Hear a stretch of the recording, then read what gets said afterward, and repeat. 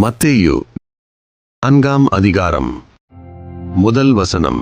அப்பொழுது இயேசு பிசாசினால் சோதிக்கப்படுவதற்கு ஆவியானவராலே வனாந்தரத்திற்கு கொண்டு போகப்பட்டார். 2ஆம் வசனம். அவர் இரவும் பகலும் 40 நாள் உபவாசமாய் இருந்த பின்பு அவருக்கு பசி உண்டாயிற்று. 3ஆம் வசனம். அப்பொழுது சோதனைக்காரன் அவரிடத்தில் வந்து, நீர் தேவனுடைய குமாரனேயானால் இந்த கல்லுகள் அப்பங்களாகும்படி சொல்லும் என்றான். 4ஆம் வசனம். அவர் பிரதியுத்தரமாக, மனுஷன் அப்பத்தினாலே மாத்திரமல்ல, தேவனுடைய வாயிலிருந்து புறப்படுகிற ஒவ்வொரு வார்த்தையினாலும் பிழைப்பான் என்று எழுதியிருக்கிறதே என்றார். 5ஆம் வசனம். அப்பொழுது பிசாசு அவரை பரிசுத்த நகரத்திற்கு கொண்டு போய் தேவாலயத்து உப்பரியின் மேல் அவரை நிறுத்தி, 6ஆம் வசனம். நீர் தேவனுடைய குமாரனேயானால் தாழக் குதியும், ஏனெனில் தம்முடைய தூதர்களுக்கு உம்மை குறித்து கட்டளையிடுவார். உமது பாதம் கல்லில் இடராதபடிக்கு அவர்கள் உம்மை கைகளில் ஏந்தி கொண்டு போவார்கள் என்பதாய் எழுதியிருக்கிறது என்று சொன்னான். 7ஆம் வசனம். அதற்கு இயேசு, உன் தேவனாகிய கர்த்தரை பரீட்சை பாராதிருப்பாயாக என்றும் எழுதியிருக்கிறதே என்றார். 8ஆம் வசனம். மறுபடியும் பிசாசு அவரை மிகவும் உயர்ந்த மலையின் மேல் கொண்டு போய் உலகத்தின் சகல ராஜ்யங்களையும் அவைகளின் மகிமையையும் அவருக்கு காண்பித்து, 9ஆம் வசனம். நீர் சாஷ்டாங்கமாய் விழுந்து என்னை பணிந்து கொண்டால் இவைகளை எல்லாம் உமக்கு தருவேன் என்று சொன்னான். அப்பொழுது இயேசு, அப்பாலே போ சாத்தானே, உன் தேவனாகிய கர்த்தரை பணிந்து கொண்டு அவர் ஒருவருக்கே ஆராதனை செய்வாயாக என்று எழுதியிருக்கிறதே என்றார். 10ஆம் வசனம்.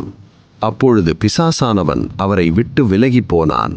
உடனே தேவதூதர்கள் வந்து அவருக்கு பணிவிடை செய்தார்கள். 12ஆம் வசனம். யோவான் காவலில் வைக்கப்பட்டான் என்று இயேசு கேள்விப்பட்டு கலிலேயாவுக்கு போய். 13ஆம் வசனம். நாசரேத்தை விட்டு செபுலோன் நப்தலி என்னும் நாடுகளின் எல்லைகளில் இருக்கும் கடற்கரைக்கு அருகான கப்பர்நகோமிலே வந்து வாசம் பண்ணினார். 14ஆம் வசனம்.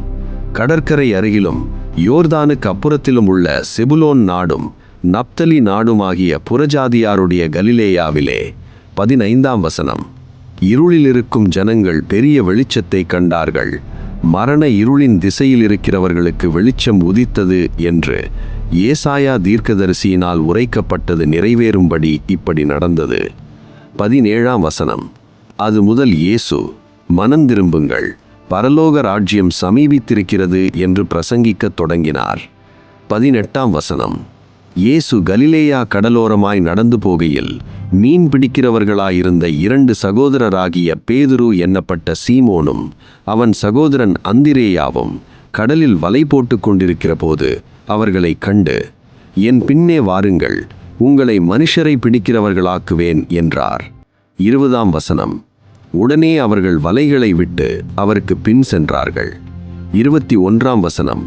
அவர் அவ்விடம் விட்டு போகையில் வேறே 2 சகோதரராகிய செபதேயுவின் மகன் யாக்கோபும் அவன் சகோதரன் யோவானும் தங்கள் தகப்பன் செபதேயுவுடனே படவிலிருந்து தங்கள் வலைகளை பழுது பார்த்து கொண்டிருக்கிற போது அவர்களை கண்டு அவர்களையும் அழைத்தார். 22ஆம் வசனம். உடனே அவர்கள் படவையும் தங்கள் தகப்பனையும் விட்டு அவருக்கு பின் சென்றார்கள். 23ஆம் வசனம். பின்பு இயேசு கலிலேயா எங்கும் சுற்றி நடந்து அவர்களுடைய ஜெப ஆலயங்களில் உபதேசித்து ராஜ்யத்தின் சுவிசேஷத்தை பிரசங்கித்து ஜனங்களுக்கு உண்டாயிருந்த சகல வியாதிகளையும் சகல நோய்களையும் நீக்கி சொஸ்தமாக்கினார். 24ஆம் வசனம். அவருடைய கீர்த்தி சிரியா எங்கும் பிரசித்தமாயிற்று. அப்பொழுது பலவித வியாதிகளையும் வேதனைகளையும் அடைந்திருந்த சகல பிணியாளிகளையும் பிசாசு பிடித்தவர்களையும் சந்திர ரோகிகளையும் திமிர்வாதக்காரரையும் அவரிடத்தில் கொண்டு வந்தார்கள்.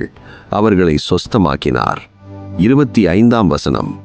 கலிலேயாவிலும் தெக்கப்போலியிலும் எருசலேமிலும் யூதேயாவிலும் யோர்தானுக்கு அப்புறத்திலும் இருந்து திரளான ஜனங்கள் வந்து அவருக்கு பின் சென்றார்கள். ஆமேன்.